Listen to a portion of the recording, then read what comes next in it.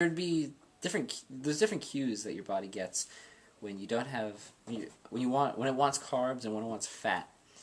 And I feel pretty awesome knowing the difference, where I've like gotten to the point of like this intimacy with my body where I know the difference of like when it's telling me to eat carbs and when it's telling me to eat fat. It's fat. When your body wants fat, that's what it is. You eat all these carbs. Like say you have a post-workout meal after doing some crazy training session, and you just have like rice, like a whole plate full of rice, as much rice as you can possibly eat, and like beef and chicken or just whatever, ham, whatever. You will be full. You will not be able to eat anymore, but there will be this void that something's not like satisfying about it. There's something just missing. It's like this thinness to the feeling of fullness, and that's when there's not enough fat in the meal. On the other hand, when you don't have enough carbs and you're just eating fat and protein, there's this cloudiness that you feel in your head. That's like this slight headache, and it's kind of a lack of energy as well, a lack of motivation to like do things and feel ready to do them, and that's what a lack of carbs feels like. So, in these final weeks preparing for the competition, I would eat baby carrots and mix them around in this natural peanut butter and eat them. And so I try to like get as like minimal peanut butter as I could, so that I could eat more carrots, because I was like afraid to eat so much peanut butter. And there were times where I knew I needed more food, so I would measure out 28 grams of nuts in a little like shot glass, and like I'd have like mixed nuts or like just walnuts. I think often it'd just be walnuts, and I didn't like the taste of walnuts very much. I still don't. And I would have this shot glass of walnuts, and I'd pour on paprika and onion powder and salt, because it tastes awesome.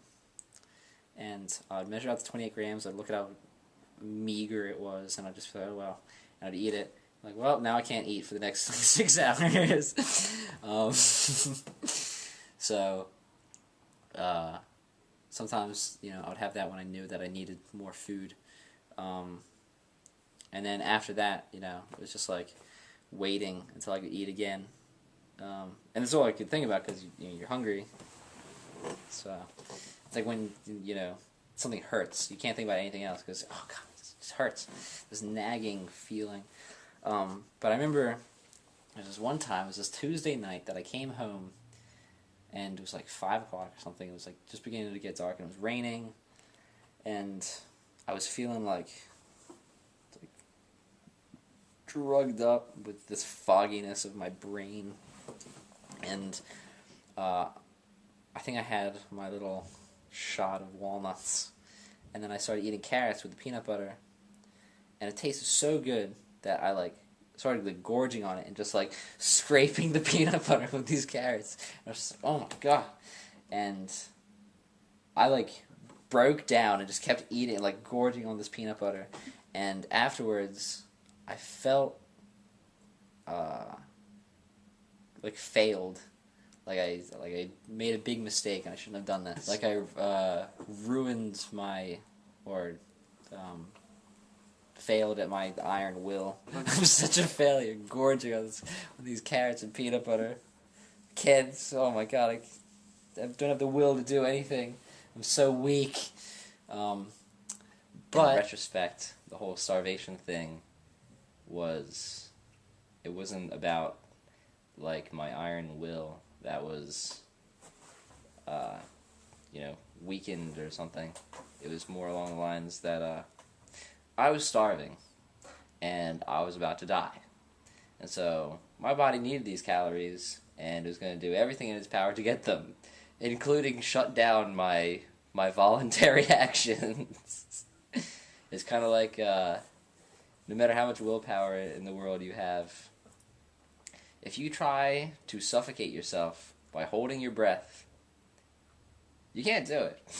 You'd have to be the most disciplined person in the world to kill yourself by holding your breath. Because it will hurt and it will be uncomfortable and you will stop. So the final week,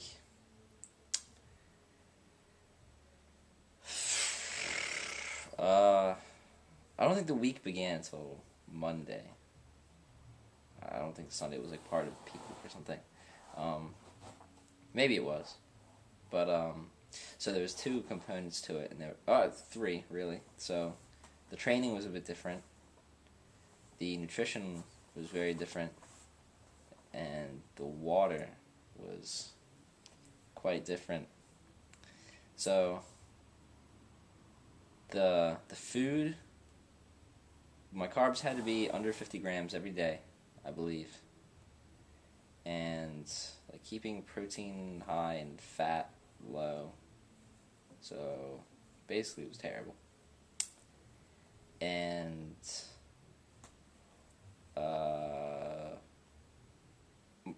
my training, I think, went up to Wednesday. I think Wednesday was the last day I trained, and the training was like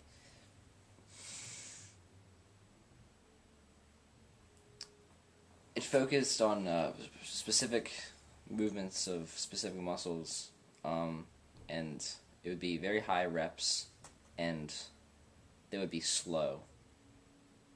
So, 30 reps or whatever would be like 2 minutes long, or just, I don't know, something terrible. I just remember doing squats and like lowering myself so slowly. I'm just, oh god, it's only 2.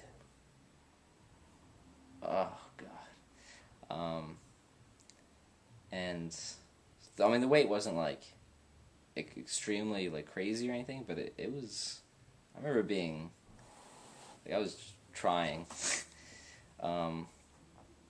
And so it was kind of like the whole purpose of like the high rep stuff was to flush out all the final bits of glycogen from your muscles, and you're not eating any carbs to refill the glycogen, so it'll just stay dry. The muscles will be depleted of glycogen and ready to soak it up like a sponge. So that was the training, nutrition, and the water. I bought a gallon of water, a single gallon of water, and I had to drink this thing 3 times every day. So 3 gallons of water every day. I don't know if you ever drank 1 gallon of water in a day. 1 gallon of water is a lot. 3 is 3 times as much. And in order to drink 3 gallons of water a day, you have to actively like chug it every moment you get. So, when I would wake up and have my first meal or whatever, I would just bring the jug to my mouth and go, and then put it down. And if I can still breathe, I'll try to get some more out. I'm like, all right, now I got to go to class. And every time it was kind of like my mentality was like I knew that I had to get through 3 gallons of these, and drinking a glass of water is kind of different because it's so narrow. So you drink a little bit, and then the volume depletes a lot, like the level. But on a gallon, you'll drink like a whole ton, and it'll only go down like a couple millimeters. And it's, oh, Jesus. Yeah. So I would try to just bring the level down as much as I could and be like, oh, come on, like at least a 4th or the 7th, just anything. I'd go to class, I'd come back, and I'd like drink more and just like down it, and because you're drinking so much water, you're peeing all the time. I remember being nervous because in chorus rehearsals, the guy didn't like you leaving the rehearsal, which was like 2 hours long, and I remember it was either 1 or 2 rehearsals that week, but I'm pretty sure I left like 4 times. So I was like, oh, I can't take this anymore. And I would go to the bathroom and be like, oh yeah, fine, that feels just such relief. And then I would come back, and then 10 minutes later, it would be the same intense pressure again. And I'd be like, oh, God. And I'd try to just hold it in and and I have to get up again, and people must have thought like I was nuts or something, I don't know. Which, clearly they would be accurate. So I remember the first day that I got, actually every time I got done the gallon of water, I would put a mark on, like a tally mark on the jug, and I still have the jug. And because there's 4 sides to the jug, it's got the 4 days that I had to do this. So, 1 gallon down, I'd put a little tally mark. And when I finally finished the first 3rd gallon, the first day, it was like 7 o'clock at night, and I was like, oh, still got some time to go before I have to start drinking again. And so it was like free time to me, where I didn't have to be working on drinking. Drinking water. Working at drinking water. So the next day came, and like my calories are still, first of all, my calories are extremely low.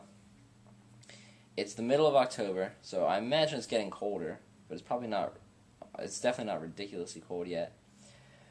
But with all this water, your body requires energy to heat up the water, because a calorie in itself is the amount of energy required to heat up a gram of water, or a milliliter of water, 1 degree Celsius. So when I would drink this water, my nose would get cold, and so the air I would breathe in would feel cold, and my urine was completely clear. Probably could have just drank that, just added it to the gallon, drank that. It probably would have been absolutely fine, because there's nothing in it. I felt kind of lightheaded. I definitely felt sick. Like the way you feel if you have a flu and something you're not, you just don't have the mental clarity that you'd have if you're otherwise normal. And after I would chug a whole lot of water, I would feel like my eyes were gonna burst. It'd be this intense pressure all around my eyes, and whenever I think about it, it kind of feels like how I would remember if you go underwater, say I don't know, 7 to 10 feet underwater, something, and open your eyes. That feeling of water on your eyes, just how it's not good. Even though your eyes are moist, they're not moist with water. It's whatever fluid that your eyes produce. But actual water with chlorine, whatever in it, around your eyes, it's uncomfortable, and it would kind of feel like that.